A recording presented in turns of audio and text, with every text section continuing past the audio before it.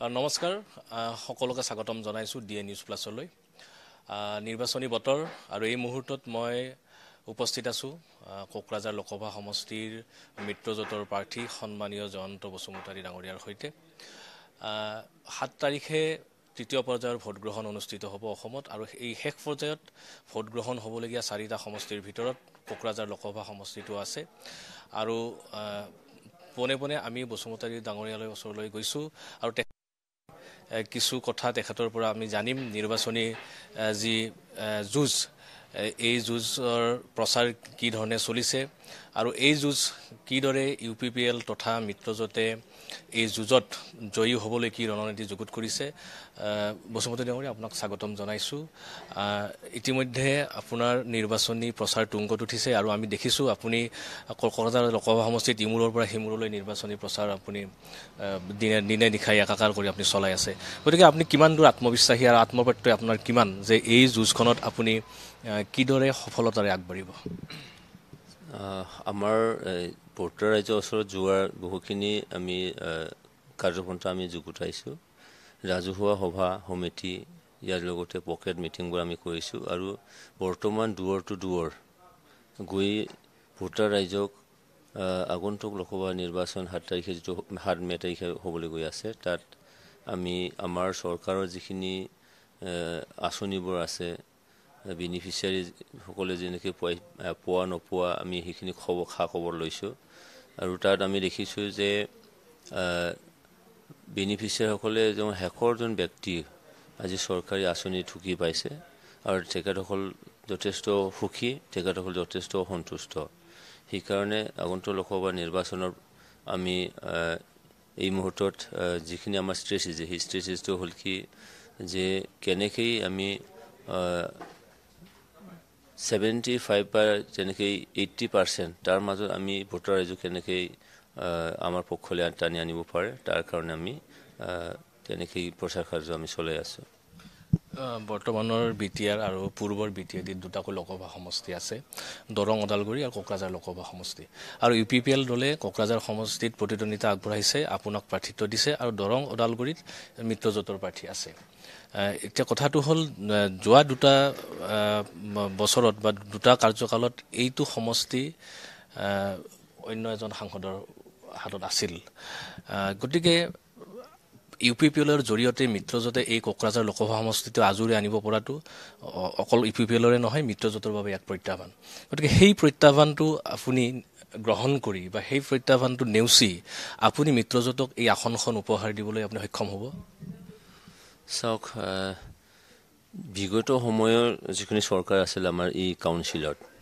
সেই চৰকাৰ অঞ্চলৰ শান্তি বোলা বস্তুকে মানে ইয়াৰ জনসাধাৰণ যে কেতিয়াবা আকৌ ঘূৰাই পাব সেইখিনি হয়তো বিশ্বাস কৰিব বা আশা তেওঁলোকে এৰিছিলে কিন্তু প্ৰমোদ বড়ো ডাঙৰীয়া ইয়াৰ মানে শাসনৰ বাগজৰি সম্ভালাৰ পিছত আৰু ইয়াত ডক্টৰ হিমন্ত বিশ্ব শৰ্মা আমাৰ অসমৰ মুখ্যমন্ত্ৰী তেখেতৰ আশীৰ্বাদত আৰু নৰেন্দ্ৰ মোদী ডাঙৰীয়া আমাৰ ভাৰতৰ প্ৰধানমন্ত্ৰী আৰু গৃহমন্ত্ৰী অমিত শ্বাহ ডাঙৰীয়াৰ মাৰ্গদৰ্শনত আজি এই অঞ্চল শান্তি এটা অঞ্চল বুলি পৰিগণিত হৈছে আৰু এই অঞ্চলৰ জীৱনৰ নিৰাপত্তা সম্পূৰ্ণ নিৰাপত্তা আমি পাবলৈ সক্ষম হৈছোঁ আৰু ইয়াত ভাতৃত্ববোধটো ঘূৰাই আহিছে আমাৰ মাজত ঐক্য সংহতি আৰু সমন্বয় আজি ঘূৰাই আহিলে তাৰ কাৰণে আজি এই আমাৰ কোকৰাঝাৰ লোকসভা সমষ্টিৰ অন্তৰ্গত থকা বিটিআৰবাসী ৰাইজ যথেষ্ট সুখী আৰু সন্তুষ্ট আৰু ইয়াৰ উপৰিও আজি চৰকাৰী যিখিনি আঁচনি আমাৰ ভাৰত চৰকাৰৰ মানে ৰেচন কাৰ্ডৰ পৰা আৰম্ভ কৰি তাৰ মানে তাত আয়ুষ্মান ভাৰতৰ পৰা আৰম্ভ কৰি মুখ্যমন্ত্ৰী ডাঙৰীয়াৰ লাখপতি বাইদেউৰ পৰা আৰম্ভ কৰি অৰুণোদয় আঁচনি আৰু প্ৰত্যেকজন কি মানে ৰেচন কাৰ্ড পোৱা ব্যক্তিসকলকে অৰুণোদয় আঁচনি দিয়াৰ যিখিনি আঁচনি যিখিনি সিদ্ধান্ত আৰু প্ৰমোদ বড়ো ডাঙৰীয়াৰ নেতৃত্বত বিটিআৰ চৰকাৰৰ ফালৰ পৰা মাইনাও চেৰাং বিতাংকি তাৰমানে সেল্ফ হেল্প গ্ৰুপবিলাকক ৭৫,০০০ টকা দিয়া যিখিনি আঁচনি আজি প্ৰথম কিস্তি হিচাপে ২৫,০০০কে দিয়া হ'ল তাৰপিছত অনচাই বিতাংকি আছে মাইনাও চেৰাং বিতাংকি আছে ইয়াত মানে জ্ঞান চেৰাং বিতাংকিটো হ'ল কি ছাত্ৰ ছাত্ৰীসকলক স্কলাৰশ্বিপ দিয়া আৰু আমাৰ অসম দৰ্শনৰ লেখীয়াকৈ ইয়াত আলাৰী চাৰাং বিটাংকি আছে য'ত নেকি আমাৰ উপাসনা স্থলবোৰ আমি ভালকৈ নিৰ্মাণ কৰা এই আঁচনিবোৰ আছে আৰু এই আঁচনিৰ দ্বাৰা আজি এটা ফেমিলিয়ে ভাৰত চৰকাৰৰ আঁচনিকো পাইছে অসম চৰকাৰে দিয়া আঁচনিও পাইছে আৰু ইয়াত মানে বিটিআৰ চৰকাৰৰ ফালৰ পৰা যিখিনি আঁচনি দিয়া হৈছিল এই আঁচনিকো পাইছে তেনে ক্ষেত্ৰত আৰু এই অঞ্চলত এতিয়া যোৱা 10টা বছৰে যেনেকৈ বিভেদগামী এটা ৰাজনীতি চলিছিলে ইয়াত মানে কমিউনেল এটা ৰাজনীতি চলিছিলে আজিৰ তাৰিখত এই ৰাজনীতি কোনেও কৰিব নোখোজে ৰাজনীতি কমিউনেল ৰাজনীতি কেতিয়া কৰিছিলে যে যেহেতু ইয়াত মানে সম্পত্তিৰ নিৰাপত্তা জীৱনৰ নিৰাপত্তা নাছিলে মাটি বাৰী ইয়াত পোৱা নাছিলে কিন্তু আজি চৰকাৰে সেই মাটি বাৰীও দিছে অসমৰ যেনেকৈ বসুন্ধৰা আঁচনিৰ যোগেদি মাটি বাৰী মানে নামজাৰি কৰি দিয়া হ'ল বা পাট্টা দিয়া হ'ল আজি বিটিআৰ চৰকাৰৰ সেই সময় এই অঞ্চলতো কি দিয়া হ'ল যে বৈষম্যতি আঁচনি বৈষম্যতি মানে বসুমতি এই আঁচনিৰ যোগেদি মানে মানুহক মাটি বাৰী বা পাট্টা দিয়া হৈছে এই গোটেইখিনিকে যদি চোৱা যায় আজিৰ তাৰিখত যোৱা 10টা বছৰ যেনেকৈ বড়ো ৰাজনীতি বিভেদগামী এটা ৰাজনীতি আছিলে আজিৰ তাৰিখত জনসাধাৰণে সেই বিভেদগামী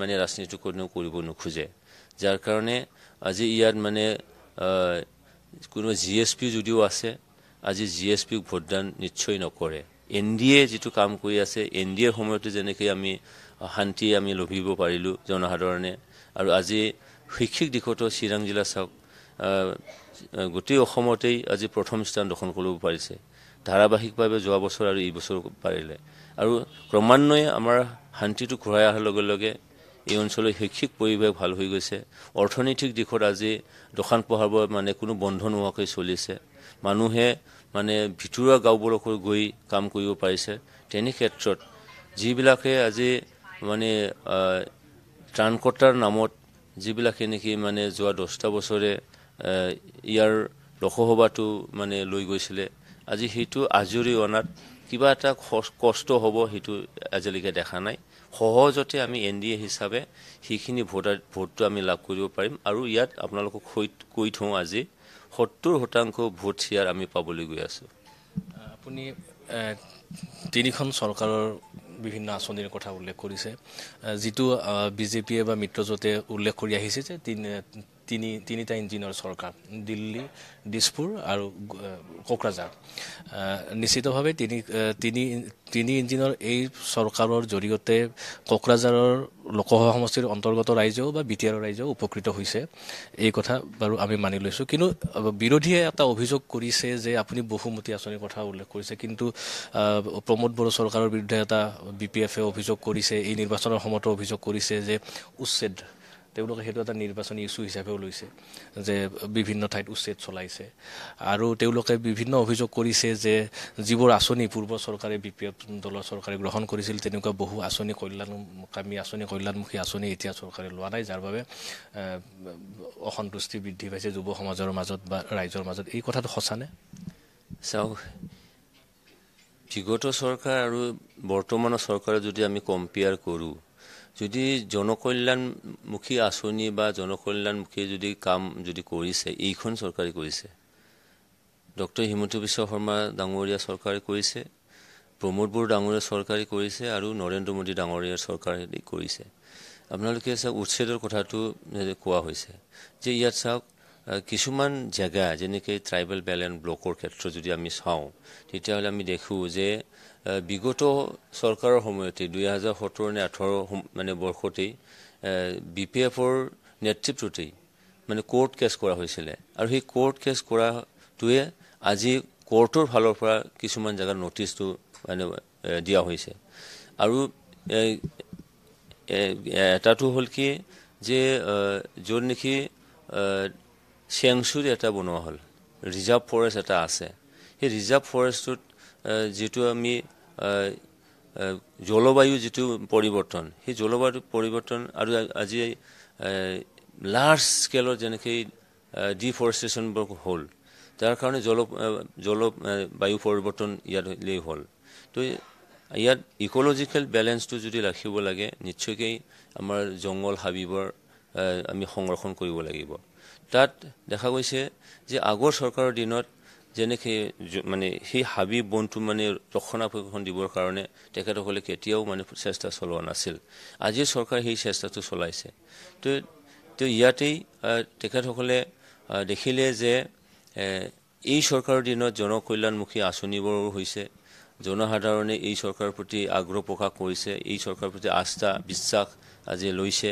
তাৰ কাৰণে জনসাধাৰণে আজি বিগত চৰকাৰৰ দিনত মাটি বাৰী দিয়া নিদিয়াৰ কথাটো যদি আমি চাওঁ, তেতিয়া দেখা গৈছে যে BPFে 17টা বছৰত অকল মাত্ৰ 17,000 মানুহকে মাটিৰ পাট্টা দিছিলে।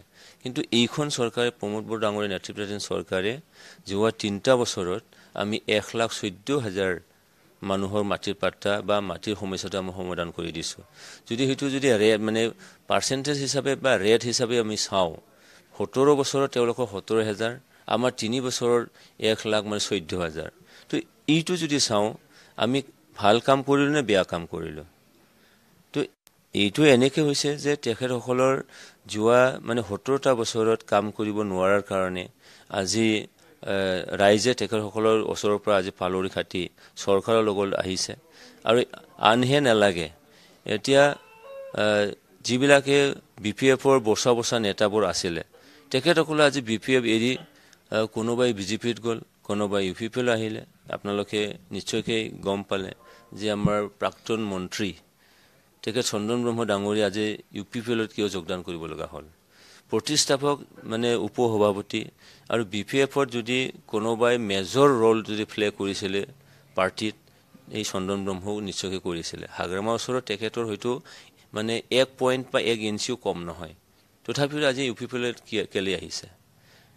এইটোৱে সূচাই যে আজি হাগ্ৰামা মহিলাৰ BPFৰ যিখিনি তেখেতসকলৰ যিখিনি নীতি, সেই নীতিয়ে জনসাধাৰণক আশ্বস্ত কৰিব পৰা নাই। আৰু BPFৰ চৰকাৰৰ দিনত নিজাববীয়াকৈ কাউন্সিলে কোনো এটা আঁচনি যুগুত কৰিব পৰা নাছিল। কিন্তু প্ৰমোদ বড়ো ডাঙৰীয়া নেতৃত্বত আজি 32টা তেনেকৈ ফ্লাগশ্বিপ আঁচনি আছে।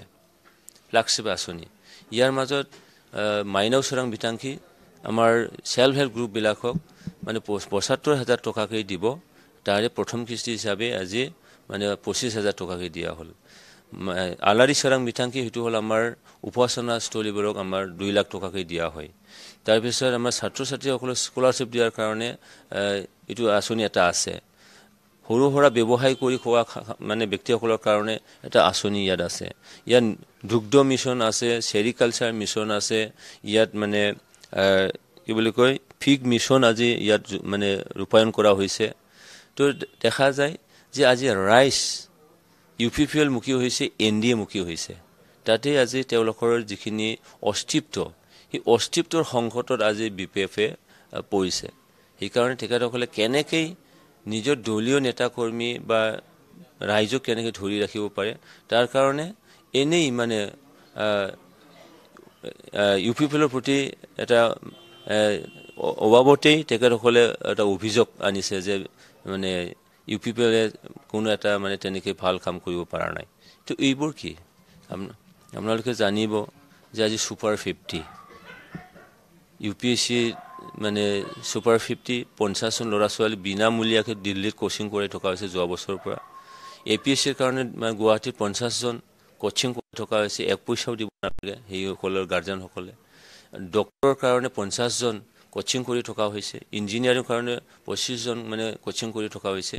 এইবেলি JEE মেইনছত 50জনৰ মাজত 44জনে মানে ক্ৰেক কৰিলে। তো চাওকচোন, এতিয়া ইউথসকলে আজি সেইটো মানে বহুত ভাল পাইছে, ইউথসকলে আজি আগুৱাই আহিছে, যাৰ কাৰণে BPFৰ ইউথ কমিটিৰ, যাৰ বনচু বুলি কোৱা হয়, BSU বুলি কোৱা হয়, তেখেতসকলে সমূলাংশে কেন্দ্ৰীয় কমিটিৰ পৰা আজি UPPলৈ পুৰাপুৰিকৈ জইনিং কৰিলে। বড়ো জাতিৰ এক সংগ্ৰামী ইতিহাস আছে। সহস্ৰ সংগ্ৰামৰ পৰা এপচুৰ সংগ্ৰামলৈকে দীঘলীয়া সংগ্ৰাম আছে। গতিকে BTR শান্তি চুক্তি হ'ল, BTCৰ পিছত BTR শান্তি চুক্তি হ'ল। আৰু BTR শান্তি চুক্তিক লৈ এতিয়া বিৰোধীয়ে বিভিন্ন প্ৰশ্ন উত্থাপন কৰিছে। এই নিৰ্বাচনী সময়ত তেওঁলোকে নিৰ্বাচনী ইছ্যু কৰিও লৈছে যে BTR চুক্তিখন আচলতে প্ৰহসন আছিল।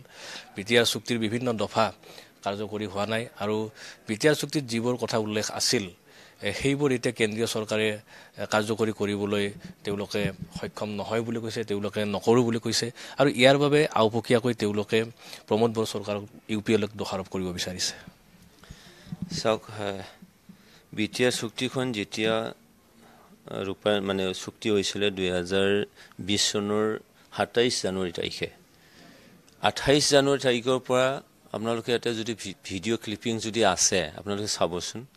BPFৰ বচা বচা নেতা হাগ্ৰামাকে আদি কৰি BPFৰ বচা বচা নেতাবোৰ তেতিয়া বিটিআৰ চুক্তি ইমান প্ৰশংসা কৰিলে, ইমান এটা প্ৰশংসা কৰিলে যে এই চুক্তি অতি উত্তম এটা চুক্তি। এই চুক্তিৰ দ্বাৰা বড়োসকলে নহয়, ইয়াত বসবাস কৰা 35 লাখ জনসাধাৰণ 23টা জনগোষ্ঠী নিশ্চয়কৈ উপকৃত হ'ব, তেওঁলোকৰ জাতিগতভাৱে উত্তৰণ হ'ব, এই অঞ্চলত মানে আমাৰ মানৱ সম্পদ বিকাশ হ'ব। তেনেধৰণৰ তেখেতসকলৰ উক্তি আপোনালোকে নিশ্চয়কৈ তাত ভিডিঅ' ক্লিপিং যদি আছে চাব। কিন্তু তেওঁলোকে উমান পালে যে বিটিআৰ চুক্তি যিমানে প্ৰশংসা কৰিব সিমানে তেওঁলোকৰ যিখিনি ভেটি নোহোৱা হৈ যাব, তেওঁলোকৰ অস্তিত্ব সংকটত ভুগিব। যাৰ কাৰণে এক সপ্তাহৰ পিছত তেওঁলোকৰ জীৱাটো মানে ইউটাৰ্ণ ল'লে, মানে তেখেতসকলৰ ভাষ্যটো ইউটাৰ্ণ ল'লে যে এই চুক্তিটো মানে বেয়া। বড়োসকলৰ ওচৰত গ'লে এই চুক্তিটো মানে অকল অইন জনগোষ্ঠীৰ কাৰণে চুক্তি কৰা হৈছে, আৰু যদি অইন জনগোষ্ঠীৰ তাত যায়, নন বড়োসকলৰ ওচৰত যায়, তেতিয়াহ'লে তেওঁলোকে ক'ব বিচাৰিলে যে এই চুক্তিটো বোলে অকল মানে বড়োসকলৰ কাৰণে। তো ইয়াত তেওঁলোকে আভুৱা ভাবিছে, কিয়নো তেখেতসকলৰ অস্তিত্ব সংকটত ভুগিছে তেওঁলোকে। আৰু চুক্তিটো যিহেতু নতুনকৈ হৈছে, নতুন চুক্তি কৰা নতুন লিডাৰক মানে ৰাইজে আঁকোৱালি ল'ব, তেখেতসকলৰ মানে স্ক্ৰীনৰ মানে হেৰাই যাব, সেইকাৰণে তেওঁলোকৰ এই ভয়টো আছে। যাৰ কাৰণে আজি মানে অনাহকতে কিছুমান অপবাদ আনিব বিচাৰে। কিন্তু এই চুক্তিয়ে চবকে বিভিন্ন জাতি জনগোষ্ঠী আঁকোৱালি লোৱা এটা চুক্তি। কাৰণ এই চুক্তিৰ পিছত আপোনালোকে চাব যে ইয়াত শান্তিটো ঘূৰি আহিলে। এই চুক্তিৰ দ্বাৰা মানুহে আস্থা বিশ্বাসক ল'লে। বড়োবোৰৰ ৰাজনীতি এই চুক্তিৰ পিছতে নোহোৱা হৈ গ'ল। তো তেনে এটা চুক্তিক আপুনি কেনেকৈ ক'ব পাৰে যে কেন্দ্ৰীয় চৰকাৰে মানে ৰূপায়ণ কৰিব নোৱাৰে বুলি? কেন্দ্ৰীয় চৰকাৰৰ তাত যিবিলাকে IAS অফিচাৰ আছে, বিউৰ'ক্ৰেটছবোৰ আছে, বা নৰেন্দ্ৰ মোদী ডাঙৰে আজি বিশ্বগুৰু বনাব বিচাৰিছে ভাৰতবৰ্ষখন। নৰেন্দ্ৰ মোদী ডাঙৰে নেতৃত্ব আজি বিশ্ব মানুহে নিশ্চয়কৈ আজি মানে মানিবলৈ বাধ্য। তেনে এজন ব্যক্তিৰ দ্বাৰা গঠিত বা চুক্তি, সেই চুক্তিক কেনেকৈ আমি আওকাণ কৰিব পাৰোঁ? এই চুক্তি সঁচা সঁচিকেই আমাৰ 35 লাখ জনসাধাৰণৰ কাৰণে চুক্তি হয়। এই চুক্তিৰ দ্বাৰা এই অঞ্চলৰ মানৱ সম্পদ বিকাশ নিশ্চয়কৈ হ'ব। এই চুক্তিয়ে আমাক শান্তি চিৰযুগমীয়া কৰিব। এই চুক্তিৰ দ্বাৰা আমাৰ ইউথসকলে নিশ্চয়কৈ কিবা এটা জীয়াই থকাৰ কিবা এটা বিচাৰি পাব। এই চুক্তিৰ দ্বাৰা আমাৰ এই বিটিআৰ অঞ্চল যিটো স্পৰ্টছৰ ক্ষেত্ৰত অলপ আগবঢ়োৱা, যাৰ কাৰণে ইয়াত মানে স্পৰ্টছ ইউনিভাৰ্চিটি আছে, স্পৰ্টছ একাডেমি ইয়ালৈ খুলিব পাৰে। তো ইয়াৰ দ্বাৰা এই চুক্তি এটা পূৰ্ণাংগ এটা চুক্তি হয়। এই চুক্তিৰ দ্বাৰা শান্তিও আহি গ'ল। এই চুক্তিৰ দ্বাৰা আমি এই অঞ্চলত বসবাস কৰা বিভিন্ন জাতি জনগোষ্ঠীৰ লগতে এই অঞ্চলৰ মানে উন্নয়ন যে হ'ব, এইটো আমি দাঁতিকে ক'ব পাৰোঁ। আপোনাৰ প্ৰতিদ্বন্দ্বী হিচাপে আছে BPFৰ খাম্পা বৰগোহাঁই ডাঙৰীয়া। আপুনি কি ভাবে যে আপোনাৰ সৈতে তেখেত মূল প্ৰতিদ্বন্দ্বিতালৈ আহিব? আৰু ইফালে আমি যদি চাওঁ, বিগত সময়ছোৱাত ইয়াত বড়ো আৰু অবড়োৰ ৰাজনীতি এটা চলি আছিল, আৰু যাৰ প্ৰমাণ হয়তো নৱ কুমাৰ শৰণীয়া, যিয়ে বেছি সংখ্যক অবড়ো ভোট লৈ দুবাৰকৈ জয়ী হৈছিল। আপুনি ইতিমধ্যে উল্লেখ কৰিছে যে সেই ৰাজনীতি ইয়াত নিশেষ হ'ল, নোহোৱা হ'ল, সকলো জাতি জনগোষ্ঠীয়ে এক হৈ এতিয়া আছে। তৎসত্বেও নৱ কুমাৰ শৰণীয়াই যদিও বা নিজে প্ৰতিদ্বন্দ্বিতা কৰা নাই, তেওঁৰ দলৰ পৰা এগৰাকী প্ৰাৰ্থী থিয় কৰাইছে। গতিকে ইয়াত ত্ৰিকোণীয়া যুঁজ হ'ব, বা আপোনাৰ সৈতে খাম্পা বৰগোহাঁইৰ প্ৰতিদ্বন্দ্বিতা হ'ব, নে আপুনি অনায়াসে লোকসভালৈ নিৰ্বাচিত হ'ব?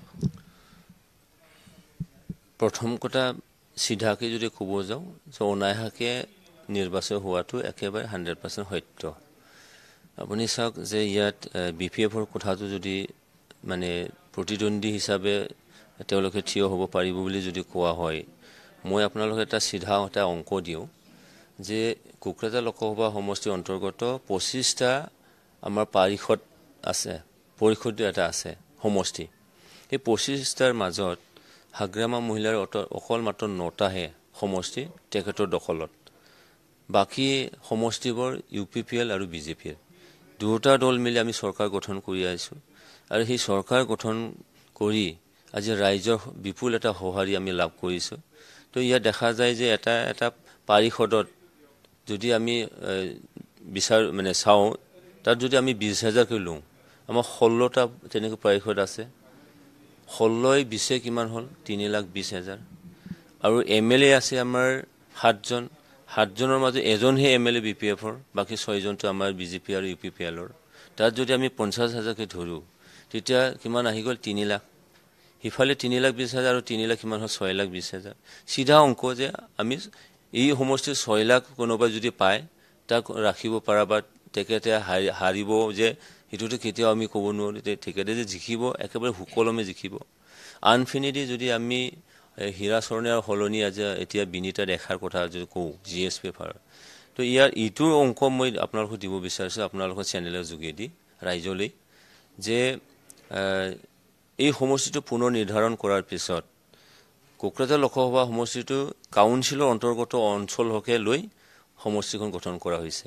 তাৰে মাজত আকৌ তামোলপুৰ সমষ্টিতে আগতে কোকৰাঝাৰ সমষ্টিৰ আছিলে, সেইটো কিন্তু এতিয়া দৰং ওদালগুৰিলৈ লৈ যোৱা হ'ল। আৰু সেই তামোলপুৰ সমষ্টিতেই হীৰা শৰণীয়াই 2019 চনত 50,000 ভোট পাইছিলে।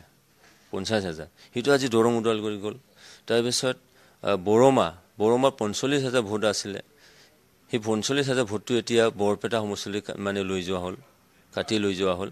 আৰু সেইখিনিত যিমানখিনি ভোট পৰিছিলে হীৰা শৰণীয়াৰ নামতে পৰিছিলে। ইফালে আহক আপুনি মানে ভবানীপুৰটো, য'ত নেকি 80,000 ভোট আছিলে, সেই 80,000ৰ হীৰা শৰণীয়া হয়তো মানে 55 নে 60,000 তাতেই পাইছিলে, সেইটোও মানে বৰপেটা সমষ্টিত লৈ যোৱা হ'ল। আৰু ইফালে সৰভোগত 1.5 লাখ ভোট আছে ভোটাৰ, সেই 1.5 লাখৰ মাজত 80,000 হীৰা শৰণীয়া পাইছিলে, এইখিনিও আজি বৰপেটাত গুচি গ'লগৈ।